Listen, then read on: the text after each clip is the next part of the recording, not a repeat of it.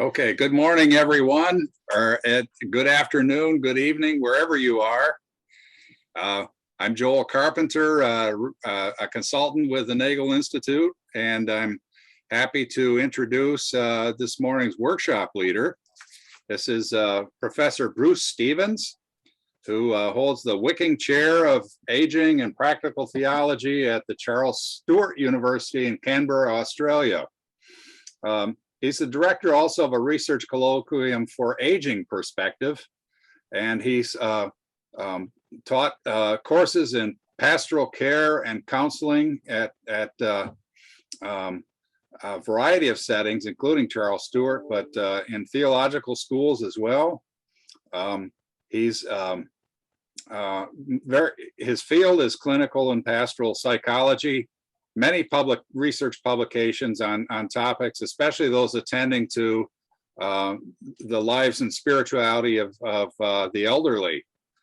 He tells me, though, that he's launched out in a new direction. He has a new book out, one he would like to make you all aware of, and it's called The Full Belief, just published last year with Lexington, and it covers the topic of infant spirituality. This is terra incognita, my friends.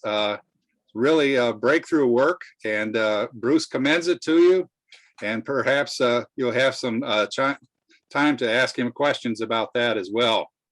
But of particular interest to this program, Professor Stevens has written about the prospects and problems of doing grounded theology, of moving from research according to grounded theory, empirical research, and then reflecting theologically on one's findings.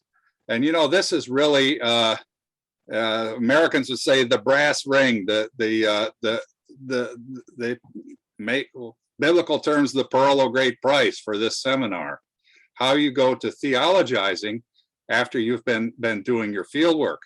So we're eager to hear from Professor Stevens, and he warns me that he's going to have us all busy doing grounded theology ourselves during this morning. So welcome, Professor Stevens. Thank you, Joel. I really appreciate the wonderful introduction you've given me. And I want to do now, I've practiced this before, but it doesn't guarantee that it won't work this time. Share screen. So let's look at this. Now, can you can see my screen, my PowerPoint? Yeah. That's okay, great. Well Looks done. good. Okay, good.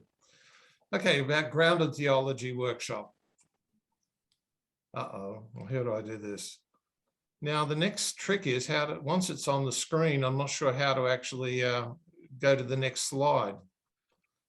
Oh, no, so I might have to stop sharing. Use the cursor either up or side.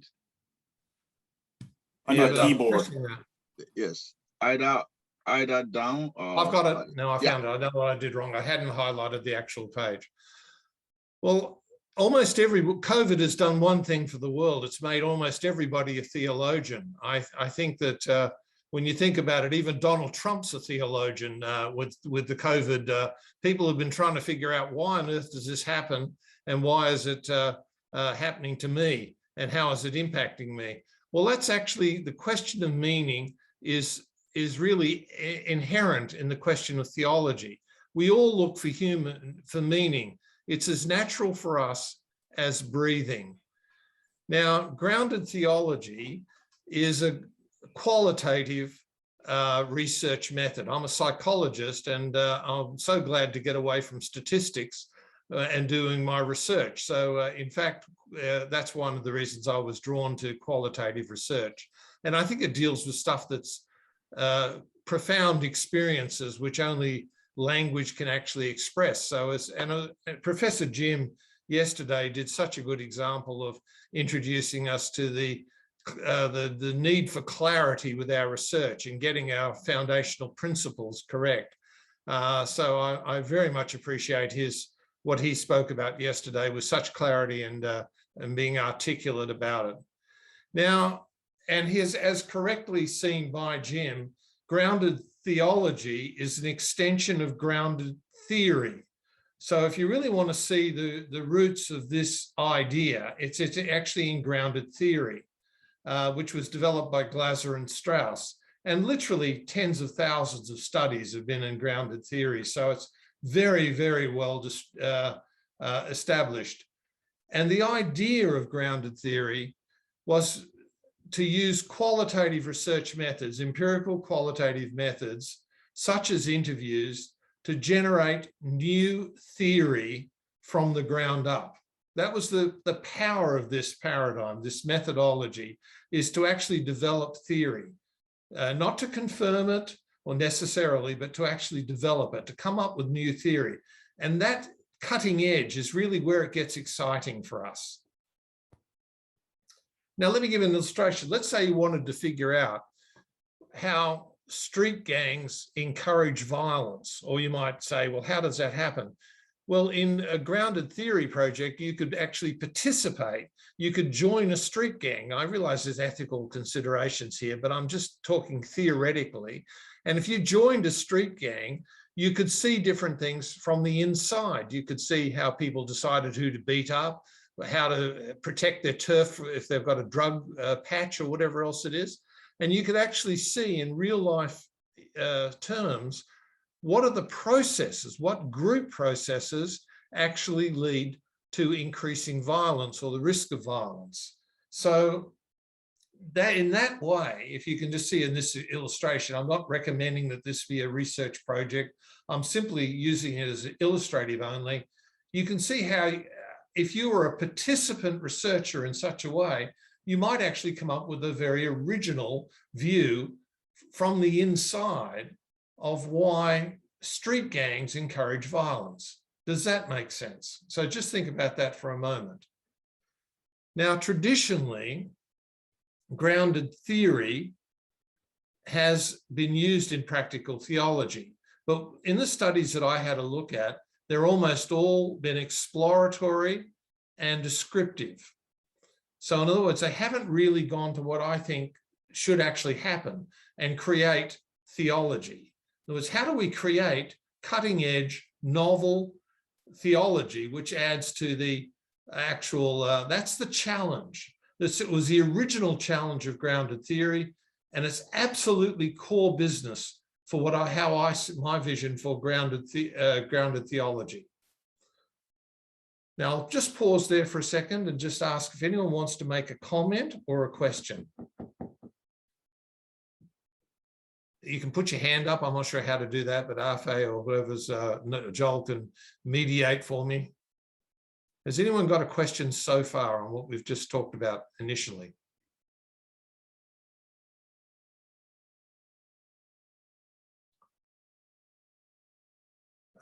Anything at all?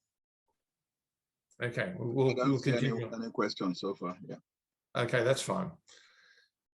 Now, if you want to take seriously grounded theory, I recommend any of the good textbooks on it. I think of Bryant and Charmaz, C-H-A-R-M-A-Z. She's written quite a lot, but any of those sort of manuals or textbooks will give you a focus on how to actually do grounded theory, and you can use your own theological background and interests to create grounded theology. It's just basically taking grounded theory and using it theologically. But what I like about it is it's going to draw on our expertise as theologians, and often with our training in PhDs or whatever, master's degrees, that it can actually use that to create theology. That's the exciting possibility of grounded theology. Now, qualitative research has been said to give a thick description of reality. In other words, it doesn't reduce it. It doesn't shrink it. It tries to honor it and show the complexity. So hence this idea of a thick description. But I believe we can go beyond even a thick description and make our research theologically generative. Let me say that again, theologically generative. So that's the goal. In other words, to create an original theology. Now that, of course, I mean, I can only imagine what you could do with that in African experience. But it's not only a question of of looking at the African experience of spirituality, of Christianity, but to actually make that the basis for creating a theology and a new theology, like, for argument's sake, liberation theology, Black theology. These are actually new theologies, but how can we actually create something of that nature, empirically based in, say, Black experience? Now, I'm obviously not Black, but this is your challenge from me, is to actually use your experience, your research to create novel or generate new theology.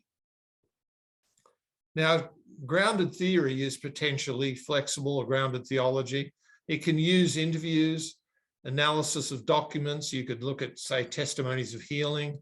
You can employ action research strategies, such, let's say you've got a local church that tries to do something for climate change, and they bring in an intervention, and you can see how it works. I mean, again, that's an example of action research. You could do observation of research, of worship, say, and you can look at what is the influence of the worship leader, or you can employ video material. So it's inherently flexible. It's not restrictive. You can use any documents, anything you like, as long as it's some data. It provides you data, and then you can actually analyze it or thematically analyze it, and then develop your own approach to your theory or your theology. What distinguishes grounded theory or grounded theology is the use of qualitative research techniques with the goal of creating an innovative theology.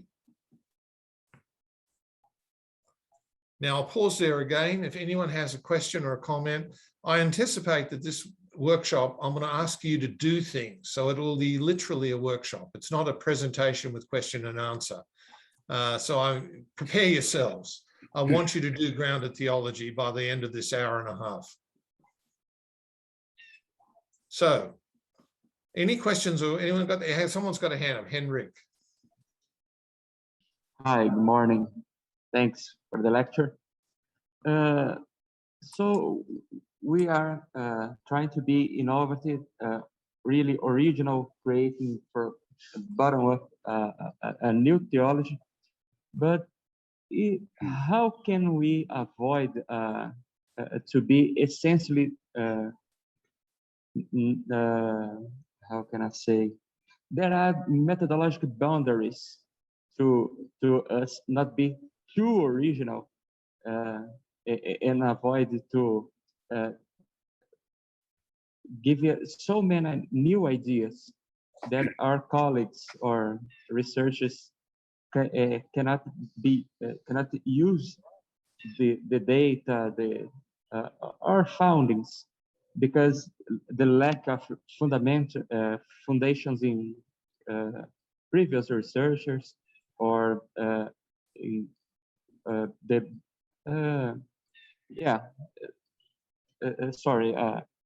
what I try to do is I have really difficult to found a boundary, a limit in this methodology, in this method. How can we follow a straight line of research without getting lost in the way, creating a real original theology?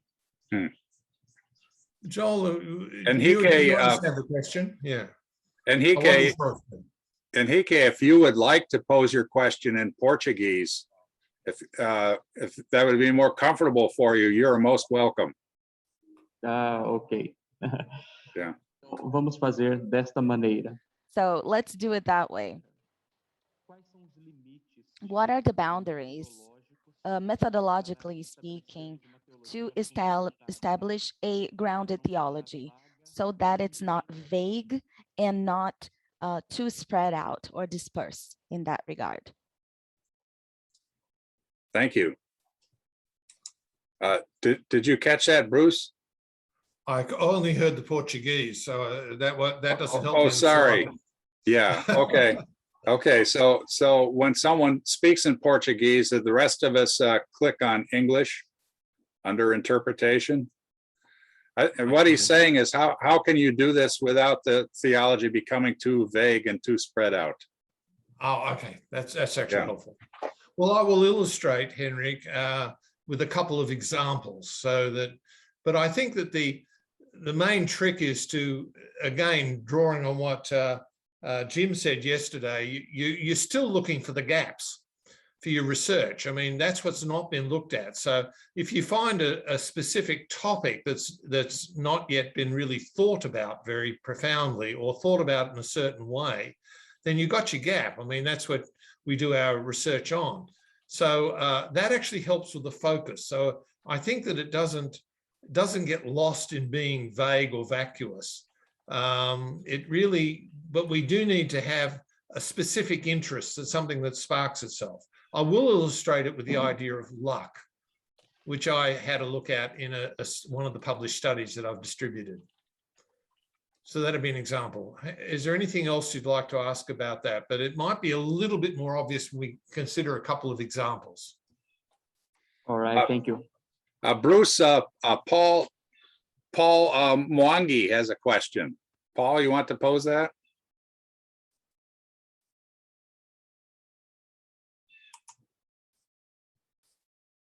Paul Mwangi? Or is it Kiyama Mugambi? Joel, he just said He says he's not able to speak out. Okay, here's his question. Okay. He says in grounded theology, who is the theologian? Is it the researcher or those being researched? That's a great question. Well done, Paul.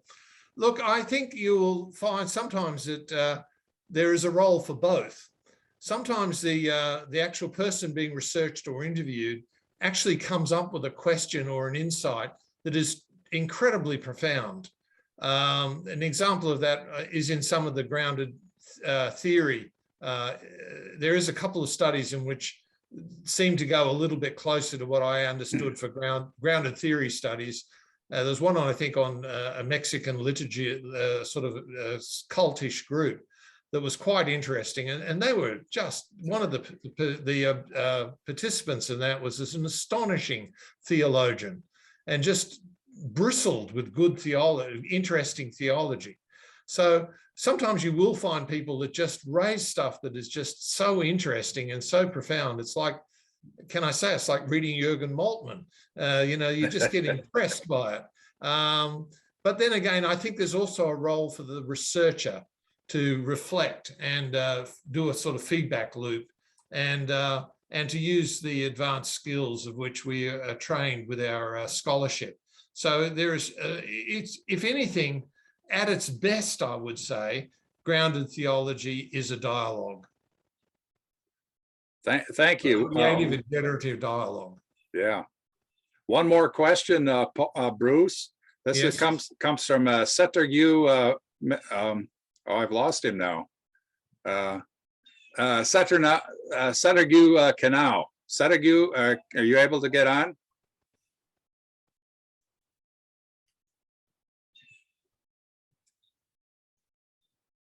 Well, let me just read it. He says, what do you mean by creating new innovative theology? I have a problem with the expression of creating a new in the context of studying an age-old institution.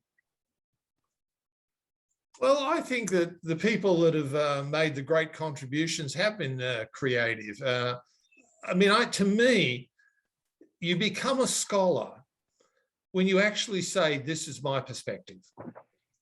There are plenty of people with PhDs that will never make a scholar, but you can have basically, you don't have to even have a degree, and you can say, this is how I understand this. And there's a sense of having and I've described it at times as being arrogant. And I mean that in the best sense of the word, having the arrogance to know that you've got something unique to say, that you've got a place at the table, that you can actually join the dialogue. Now, people do that at different stages in their academic career. For some people, they never, ever join the table. They never, ever say, I have a unique or creative something to offer. They wait for a time until someone invites them or gives them permission to. But I think it's actually the first step of being a scholar is an actual act of arrogance, because you speak beyond what, you know you haven't got a basis. You know you can't actually disagree with Karl Barth or disagree with Jürgen Moltmann. But it's when you can that you become a theologian or a scholar. I don't know whether that's helpful, but to me, it's the actual creativity of a creative of your perspective that makes all the difference. And that's what's exciting. That's what theology is all about. Right. I mean, you know, anyway, that's how I see it. But I'll be very welcome for others like Afe and Joel and others and Rutef to make a comment about that. But that's how I see it. I mean, I see people that will never be a scholar, no matter if they have 2 or 10 PhDs. And I see people that have never even graduated from university who are scholars. Joel, there's a question from Felix, Malawi. I think you skipped that. Okay. Yes. Let me. Oh, here we go. Yes, from Felix. Since there's no need for a literature review in grounded theology, how much pre-knowledge should one have or not have?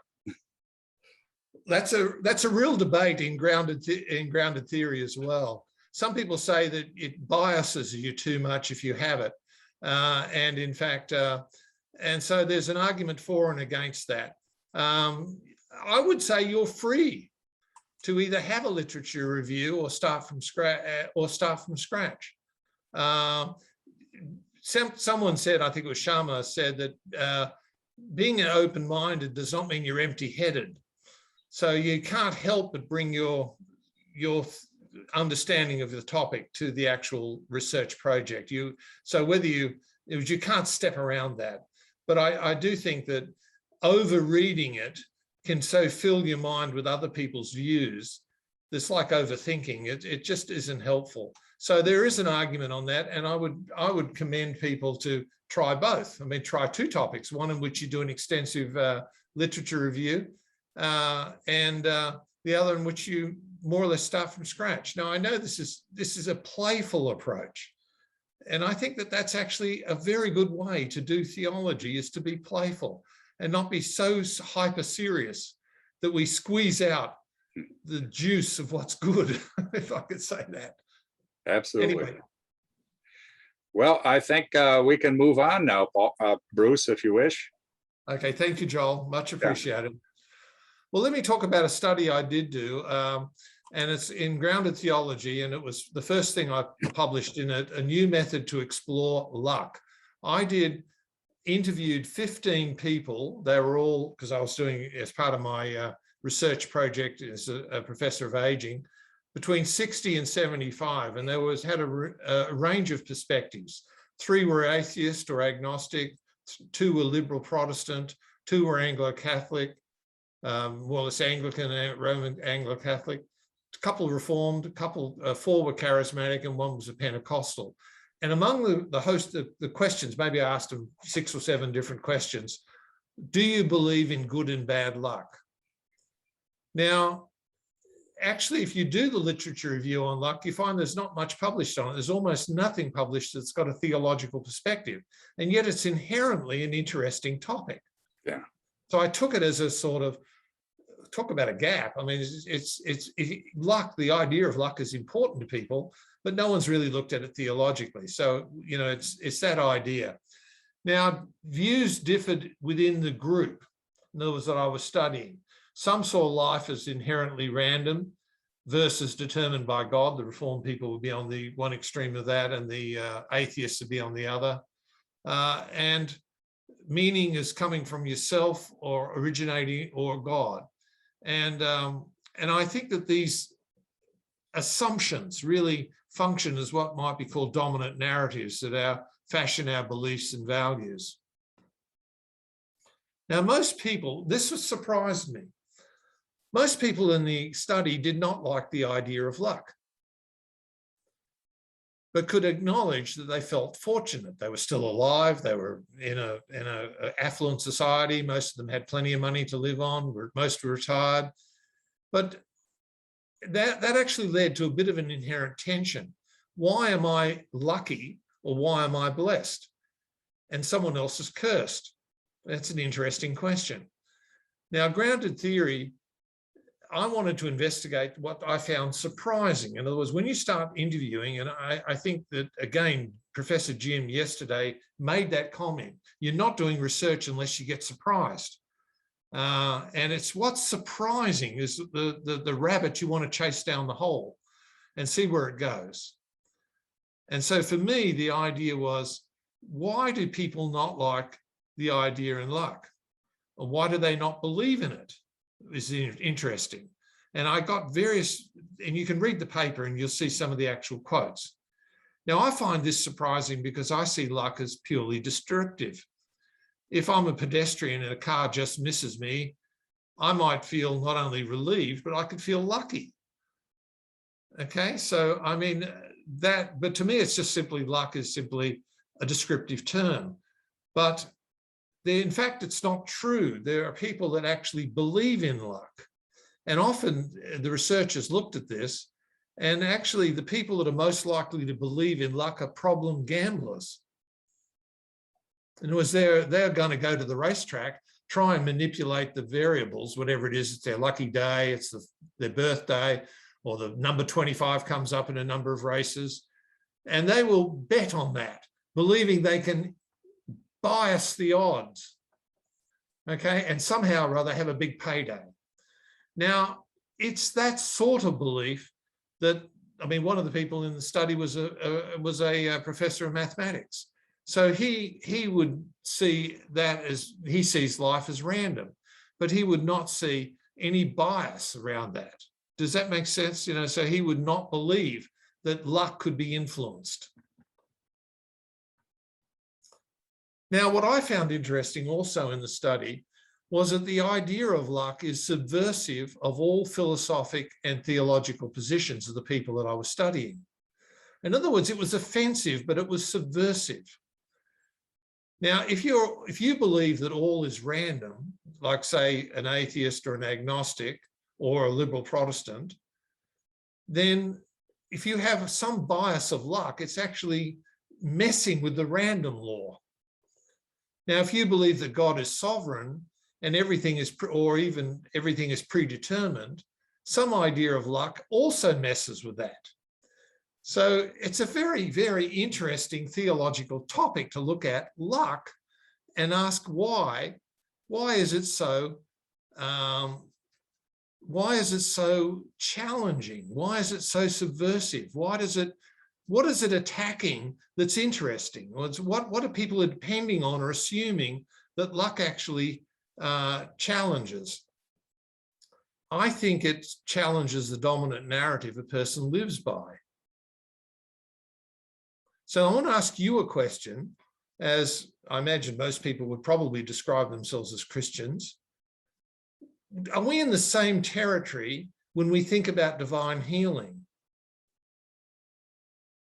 For example, with the agnostic or liberal Christians who might not believe that there's even a possibility of healing, does that offend their natural order, which God shouldn't mess in? And for the perhaps charismatic Pentecostal Christian who might believe in divine healing in response to prayer against maybe laws of nature, what does that do with our assumptions? So is it different? And I raise this question, is divine healing different from luck? And I am genuinely interested in your response to that. So I'd be interested in comment. You don't have to ask a question. You can make a comment.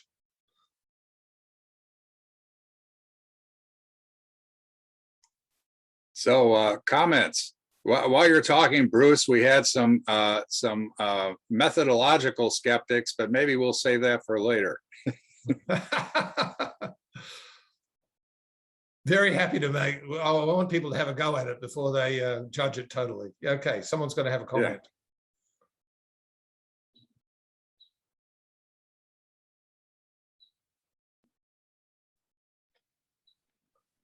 I can see someone's got their hand up. Record, unmute and make your comment.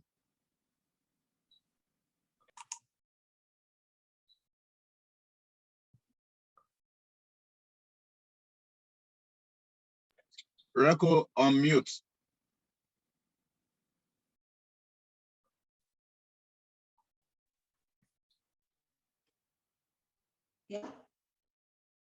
Hello?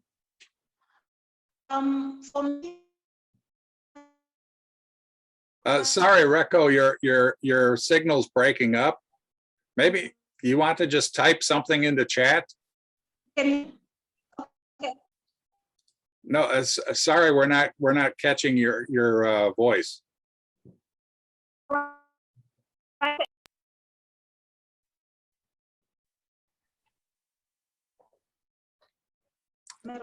Let's go to another question. We're not being able to catch Recco. Edson? Edson, you have a question? comment. Yes, it's a call, it's a question, but also a commentary. First, the commentary. I think that, but I'm sorry, I will prefer to speak in Portuguese. It's better for me. Okay. Everybody go to the interpretation button and push on English.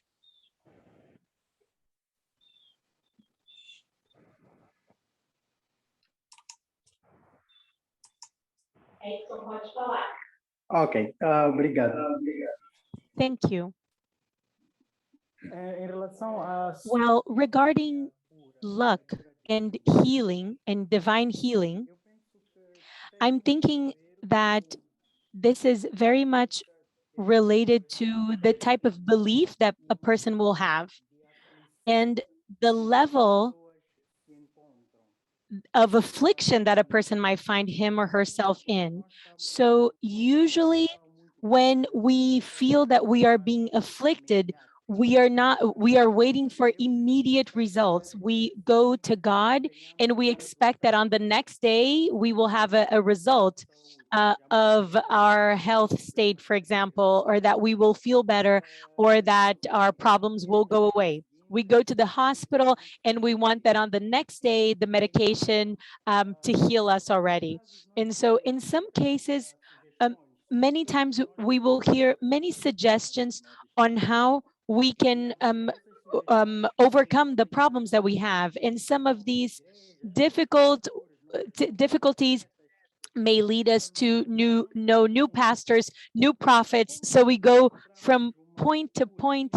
And when we don't find this immediate healing, we change, we go to another one. So 2 years later, we find that 10th pastor, and then we already start feeling good, but we forget that it's probably an effect of something that happened in the years before that. And so then we consider that it was just luck, or even associate this luck to the person who's with us at that moment. But we don't even remember of the biblical passages that will call our attention to the divine time that is different from our human time. So that was my comment. And regarding my question, I have a question. I don't Okay. know if I have time to ask my question now. Can you? I haven't got a translation button, so because I've got screen shave.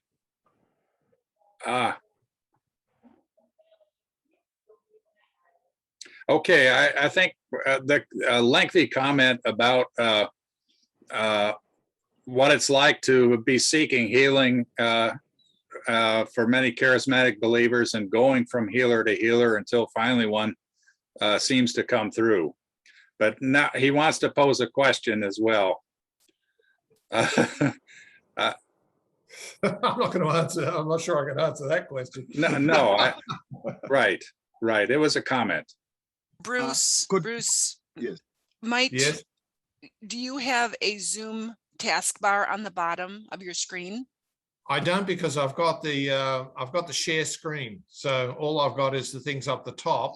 I've got a chat, participants, stop video, mute, new share, pause share, annotate, remote control, more. I've got more. Click more. I've got interpretation there. Yes. Yes. Okay, And then good. click on English. And I've only got interpretation, and then I do English. Okay. yes, Yep, I and now got that. just stay on the English and you will hear everything. Okay, got it. Thank you for Okay. confirming that. That's great. Sorry, maybe now you just ask the brief question.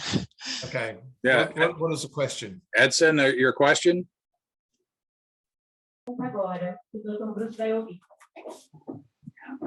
Ok, obrigado. Okay, thank you.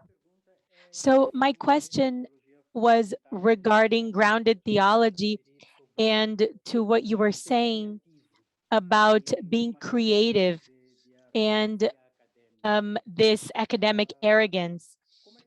So how can we negotiate this space in the religious context that is very much close to it and where we don't find much openness to breaking dogmas?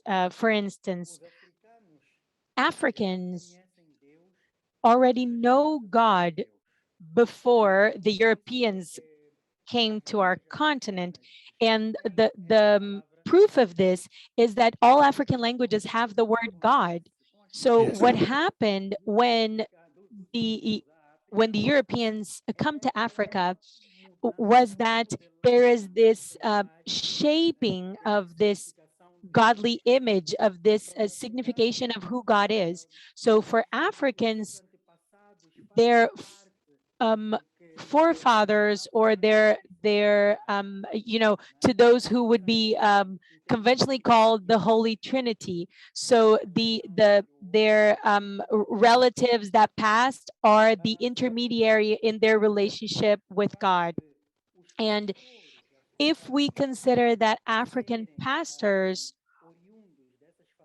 come from these families, these communities in which these cultural, traditional African practices are already formed, and then they are trained by European or concerning Western theology, for instance, they, on the one hand, can be in conflict because they don't know. So my question, I'm sorry, is how we can negotiate the introduction of these belief elements and in the belief of God that is typically African in this space, in this religious space that is so much influenced by the Western assumptions. I'm sorry, I don't know if I was clear.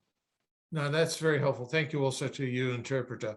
Look, I think that what I hear is enormous opportunity for data. Now, I would make a distinction that somewhere along the line, people are going to have an epistemology and questions of epistemology with, say, healing or something like that. You know, is it real or is it not real? But the first question, and I think Jim explored that yesterday very well, is what's our data? Now, if you go to African pastors who have experience of healing, they've got incredibly rich data of how God moves and moves in wonderful ways. Now, why can't we investigate that as theologians and be creative about it? I mean, to me, it's taking it seriously, our data, understanding it as an experience of the world, and I do understand the possibility that sometimes our sophisticated theology squeezes out the reality of God, you know? I mean, every theologian knows that that's a risk, and I would hope that something getting closer to your actual data and actually understanding it, you could develop a highly creative theology that doesn't have to fit into categories of traditional, like someone is getting into Thomas's Summa, you know, St. Thomas's. You know, we can develop our own categories. I mean, to me, that's exciting and an enormous challenge and potential. So I see that as one of the things that you can uniquely do. Thanks, Bruce. Several people are pushing back on the idea that luck is a subversive idea, or that luck and divine healing, what's the relationship between them? But I think we'll go to Reko, who we weren't able to hear. Here's what she says. I think luck and divine healing could be the same in resource-poor countries such as ours. Healing as recovery from illness is real. It can be seen as luck for non-believers. There's no other explanation. Look, I think what's interesting is that you're thinking about it. I mean, that's actually the interesting thing. I'm not trying to defend anything. I'm just saying I'm observing this in my study group, in my research project. So I think that there are elements that are similar in the sense that luck can be subversive. And I think divine healing for some people is a subversive concept. Yeah. So then what is the structure and how does it interact with a concept like luck or divine healing? How does it interact with our assumptions? I mean, that is actually interesting. It's psychologically interesting as well as question of faith and belief. You know, there's all sorts of levels to this. What I'm trying to say is it strikes me as just like pioneering. You're going into a new land. So it's hard not to be creative because you've got to dream up new concepts to try and do justice to reality, if that makes sense. Right. But I'm glad that I'm upsetting you almost, you know. I mean, this is success, you know. When people react as to a teacher or a theologian, that actually shows you're making a comment that's worth reacting to. So keep it up. I'm very happy for people to react. You won't be able to get me here, so you can't burn me at the stake. I think you know, several comments now. I think what we're seeing is that these, in fact, are issues that are confronted and thought about constantly on the African continent. This is a huge area of concern and interest and investigation, and what we've seen from prior Nagel grants programs is that theology, health, and healing have been very hot topics. Wonderful. Yeah, I welcome it. I think it's wonderful. So now we'll go on in a second. Sure. Yeah, go ahead. No, let's go on. Another concept, and I'll just show how something can emerge from your research. I did a study on what I call cosmic loneliness, an exploration using grounded theology. Now, I haven't sent this out to people, but I'm happy to give it to to be distributed. Is this where politicians met popular good? Now, someone I think needs to mute. Is that right, Joel? Yes. Yeah. Yes. Thank you. Now, one of the people in my first study was Sarah. I've called her Sarah. It was actually not her name. And she had faced a lot of challenges as an adult with the birth of a profoundly disabled son and the suicide of her husband. So, I mean, life doesn't get too much tougher than that. Now, she said, and she was an agnostic or an atheist, really. She said, I never believed in God. I never had it, even though I wished I did. In other words, I never had a God, even though she wished that she did. I think it would have been a great comfort to me a lot of the time. Now, again, that stood out to me. That's a very interesting concept. In other words, why does a person who's an atheist grieve for the absence of God in her life? And I came up with the idea of cosmic loneliness. Now, you see, that's as far as I can tell, there's nothing been really written on that or talked about with cosmic loneliness, other than I think someone had some New Age ideas about it. But you know, this is theologically interesting. Do the unbeliever actually feel lonely in the cosmos? Now, do you see how that could generate a PhD or studies? Yeah. You know, and could there be a unique African perspective on cosmic loneliness? So that's what I mean by creativity. You simply notice something that's not really been noticed, and then you bring your skills as a theologian, scholar, researcher to ask yourself then, so the question then might be, does the idea of cosmic loneliness even make sense? How does it function? How does it function for believers? Is there a comfort for believers? But what about for atheists or agnostics who've already dismissed the idea of God? Can they be grieving the absence of an idea of God? Now, the person who was talking earlier about this awareness of God that pre-existed any Western theology to come to the continent, that's interesting. Because what is there, you know, that's another example of how would we investigate that? How do we get back to a primal awareness of God? So these are the things that you could do interviews on. Anyway, I'm just suggesting that as a way. That's a way that it generates theology. It generates a concept which you can then look at and bring your theological skills to. I'll pause there for a second. If anyone sticks up their hand and wants to make a comment, I'd be delighted to hear. And I really am interested in comments, even more than questions, because when you make a comment, I learn something. When you ask me a question, I just dredge up what I've already known.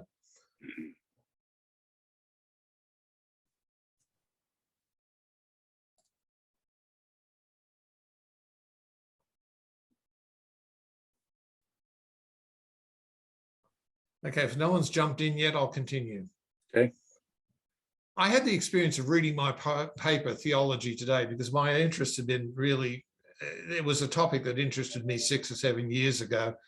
And, but I went on to other things. I did 3 papers on grounded theology, but I in fact went on to things like infant spirituality, which has got really nothing to do with grounded theory or theology. And I looked at the paper that had kindly been published by Theology Today, and I thought, I was disappointed, actually. That was my reaction to it. I thought, I didn't really develop this very much at all. So I thought about that, and I thought, how would I go further? I thought you might be possible to look at the dominant narratives and the role they play in people's lives. And there was certainly a huge amount of data in the actual study for that. And then look at what kind of belief or ideology or proposition becomes subversive.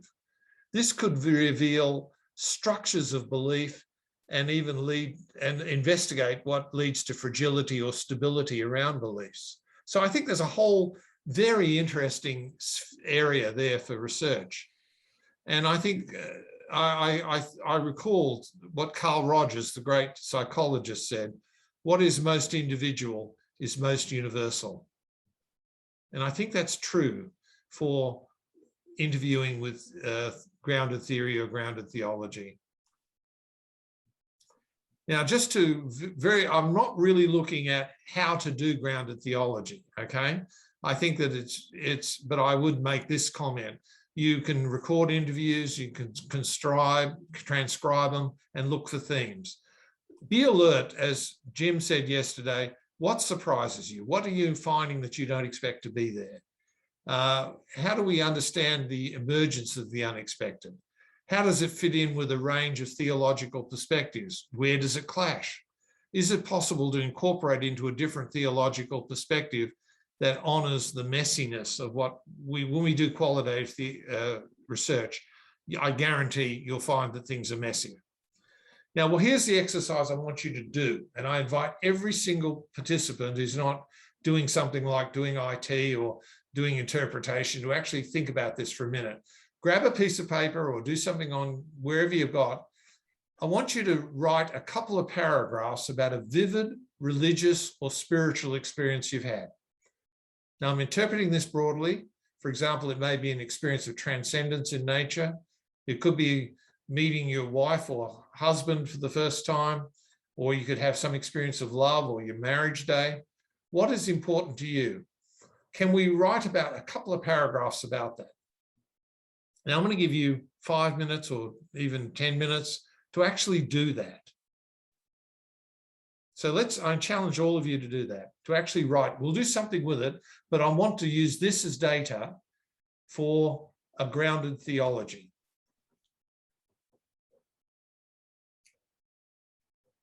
It's better if you write it down, because if you write it down, you can do the thematic analysis, okay, which we will get to next. Okay, folks, let's all try this on. Let's do this little exercise. Please. Right.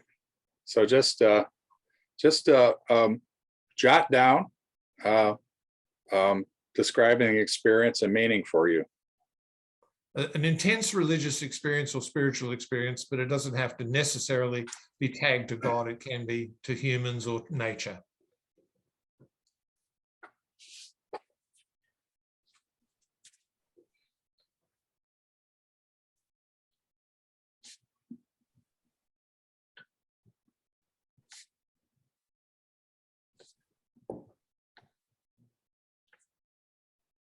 I'll be back in a second, just get some water.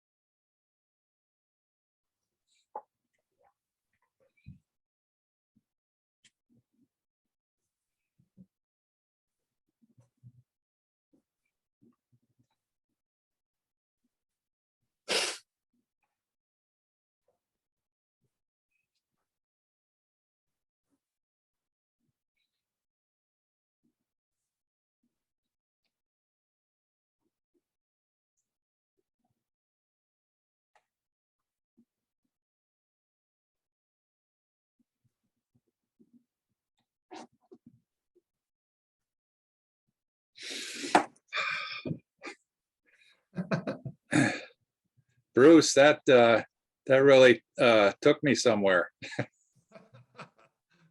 I'm glad for you, Joel. Yeah. We'll hopefully we'll see where that goes for you as well. Thank you. But maybe give a couple more minutes for people to finish that off. Yeah.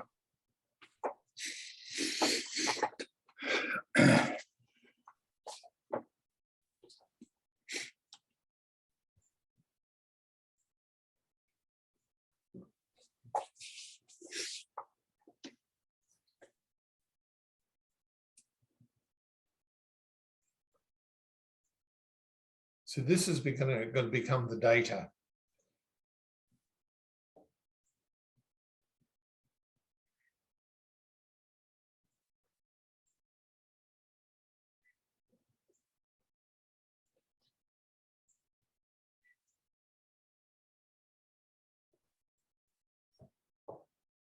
Okay, one more minute.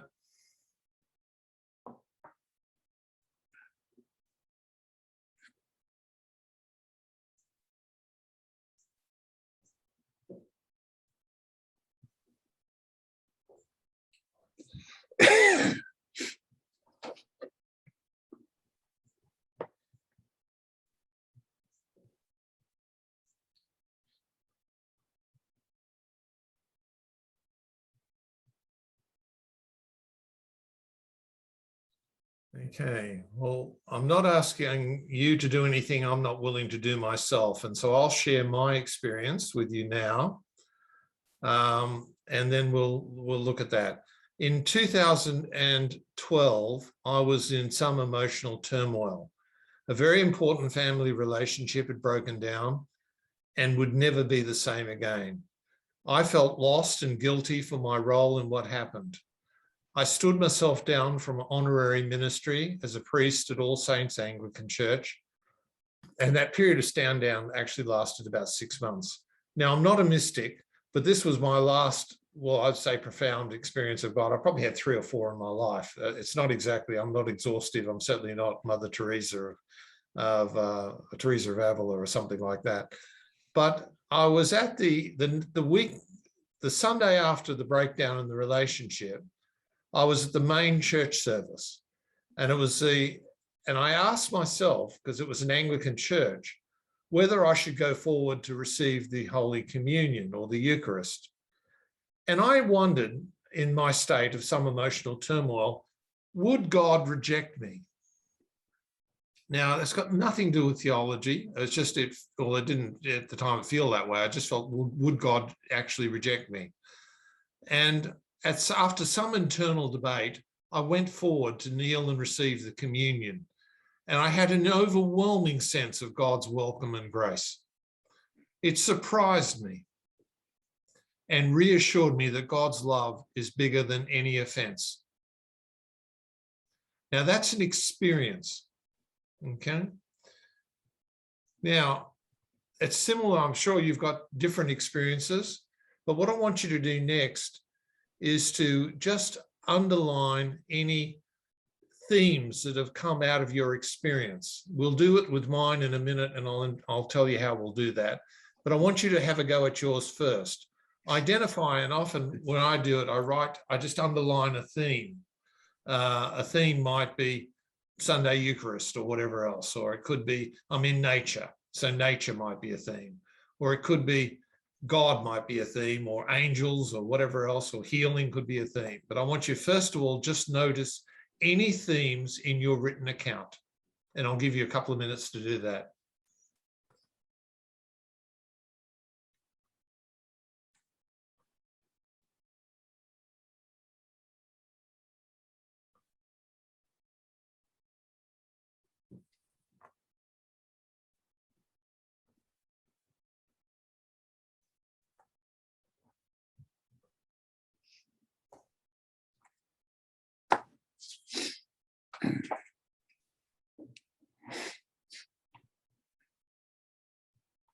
If you finish that, just be thinking about those themes.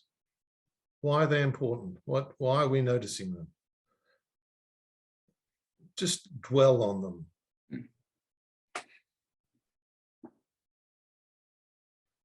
Now, what I'm going to do is ask the grant recipients to unmute themselves and to look at this slide, this Communion at All Saints slide. And I want you to help me identify any themes that you think could be just a theme that's interesting. What do you notice?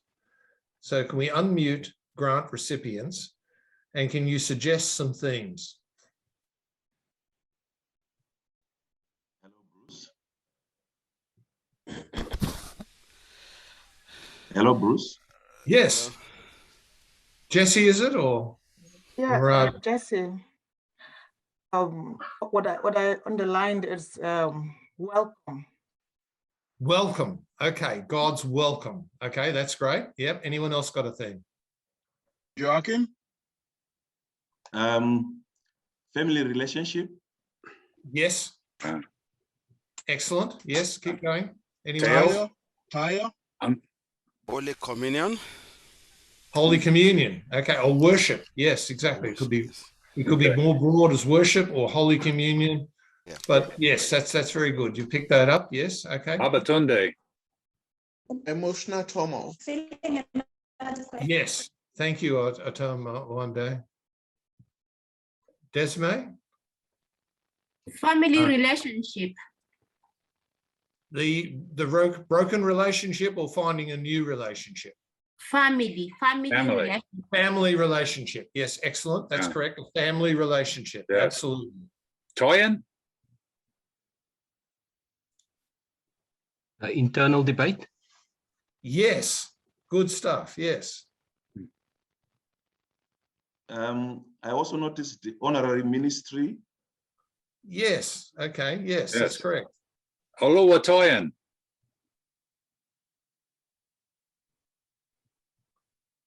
Toyin, do you have something? That would be Paul. Paul. Yes, I felt lost and guilty. Guilty, lost and guilty. Excellent. Well, I see something like a refuge. I mean, somewhere you can go, like a shield. I love that. That just perfectly expressed, that captures my experience, like in the shadow of God's hand or something like that, the psalmist says. So yes, a refuge, a place of safety. In fact, that almost raises a theology itself, doesn't it? Sure. You Kiama? see how that's a step towards a theology of refuge. Yeah, I love that's bigger than offense. You love the what? Love that is bigger than offense. Oh, okay. God's love is that abundance of God's love. Yes. Hi, Bruce. I Yes. see the, I don't know how we can phrase it or what theme we can bring out of a broken relationship that will never be the same again, or something like irreversible relationship. Yes. That is broken. Yes. Right. Yes. So something is, sometimes things get broken and they can't be fixed. Yes, exactly. So that irreversible. Yes. Okay. Yep. There are some concepts in the chat. Please, if you've asked, if you've contributed, could you put your hand down?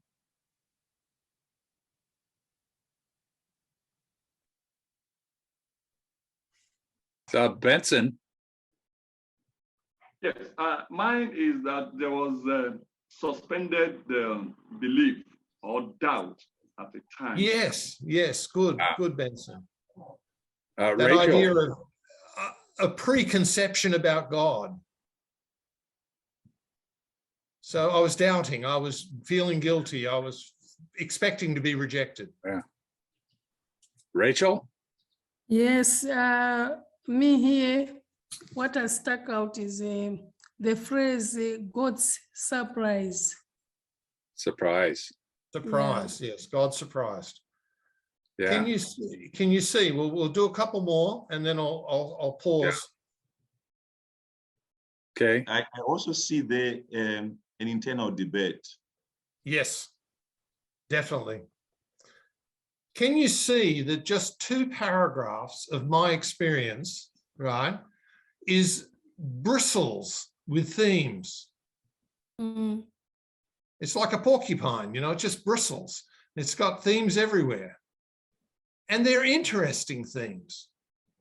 Okay, so and you can study your own experience. Okay, I don't know whether Jim talked about it yesterday because I missed the last bit of it or got to sleep eventually. But you can do autoethnographic on your own analysis of your own experience. So any data is data. Okay, it's all qualitative experience. Now, let me just look at, now what I'd like you to do is you've already done a little bit on your own. Cluster some of those themes together for your own, okay? And ask yourself, what is similar? Are there some similar themes or are there some different themes in your own? I'm asking you now not to look at mine yet. We'll go back to it with the grant recipients. But I'd like you to look at your own experience and cluster some of the themes together. Do some of them fit together and some stand out in a different way? So give yourself 5 minutes to do that.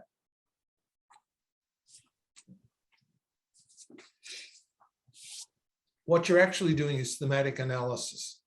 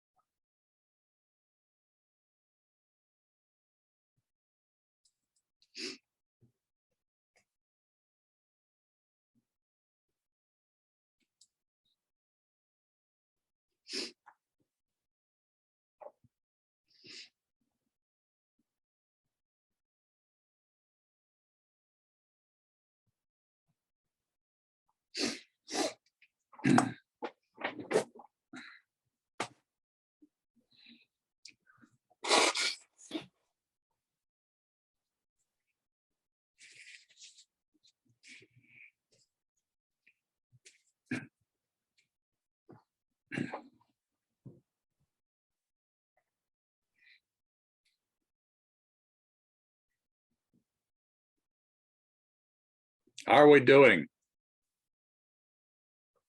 Do people need more time?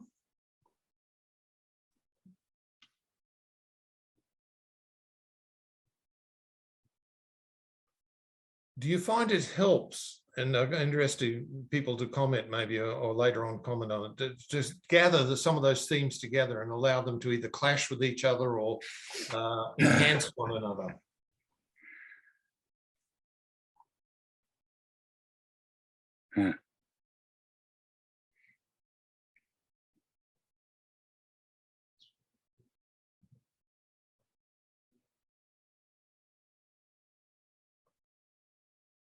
Okay, we might go back to the grant recipients in my All Saints experience and ask if you can see anything that joins together or belongs together, a common theme. So can I ask the grant recipients you've done a fantastic job on identifying the themes, but if you were to analyze my experience, what themes would you gather together as being similar, or what would you have a separate category for? For example, I could think of one: emotional turmoil and guilt could join together, couldn't they? And possibly, I don't know, that'd be an example. Has anyone else got any ideas about what could join together as a theme or an overarching theme in this, my experience of communion at All Saints?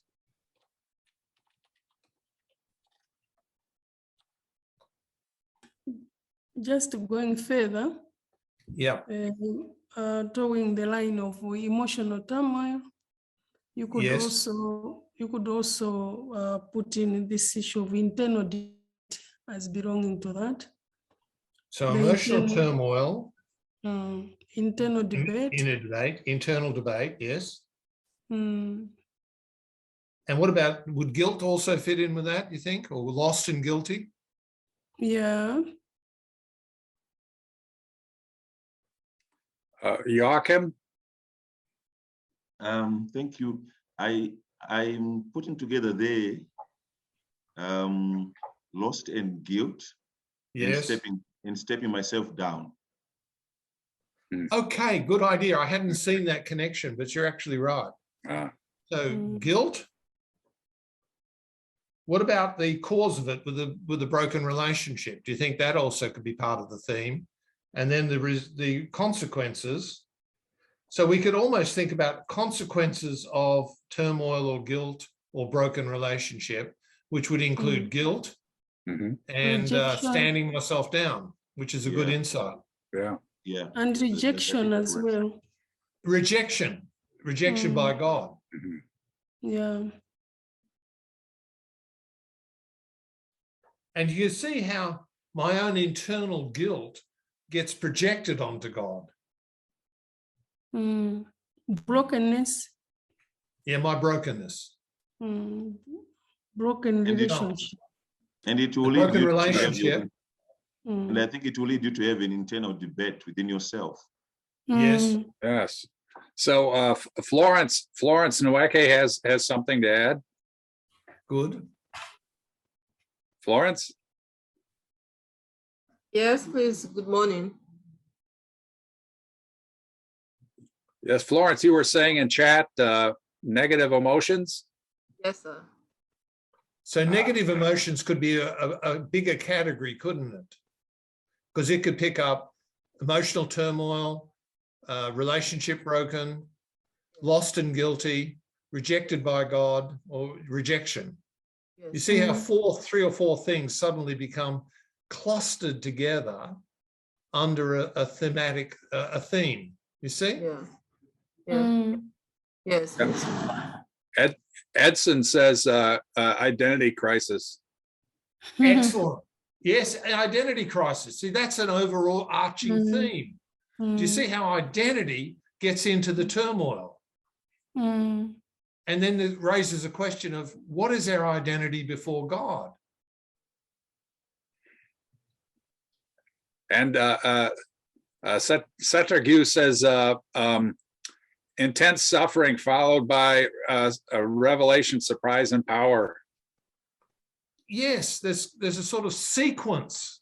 Once you start looking at the themes, you can see a sequence.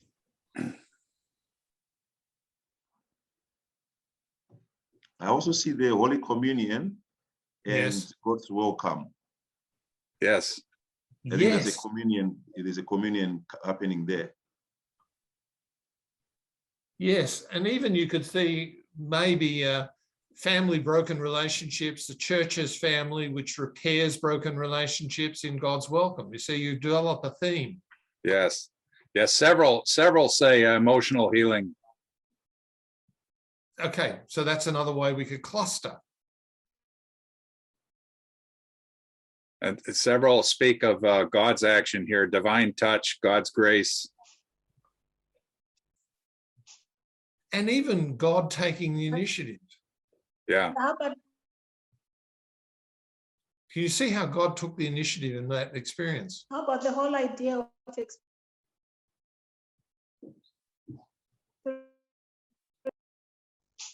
experiencing God after see You're breaking up. You might have to type it.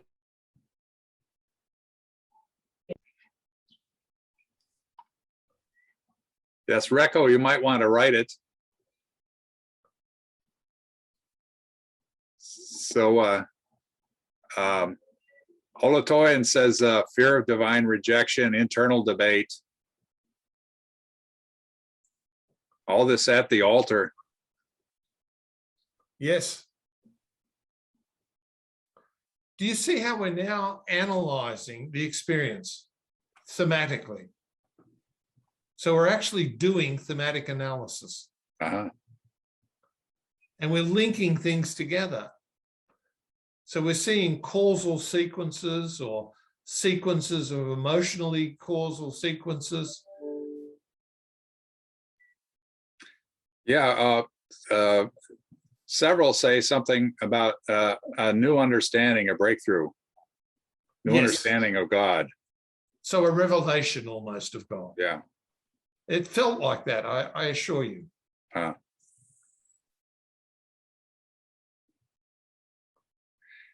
Felix comments, this looks like the exegesis of a passage. So am I become the Apostle Paul, have I? Writing a letter. Only in good Bible studies, I think. Yes. And Eunice says spiritual rebirth. That's a lovely way of looking at it. So a question there might be can you see you're reaching towards theology? Yeah. What leads to spiritual rebirth? And that's a theology question, isn't it? Yeah. And that's a good research question. And in my experience, this is my experience. So of one of rebirth or a breakthrough or however we understand it. So can you spend another 5 minutes or so looking at your own experience and just have a look at some of those themes? What connects? Can you take that step? What is it suggesting theologically? Okay, so let's do that and then segue into a break. Okay. And we'll pick up those reflections after break. So we're looking at a 15-minute coffee break starting in about 7 minutes. So go ahead and do this reflection. Once again, Bruce, what's you're asking for? I'm asking for, I'd like you to do two things. Start to look at what is this? Let's take those themes and try and build towards some kind of theology. And I want to ask the really provocative question. If this is all you knew about God, your one experience, what would you tell you about God? Okay, so devise a statement in effect about what does this say about God? Yeah, basically that's where we're going. Okay. All right, folks. So you want to work on that and then in 5 minutes and then just go into break. Terrific. And we'll be back in 20 minutes. That's right. Okay.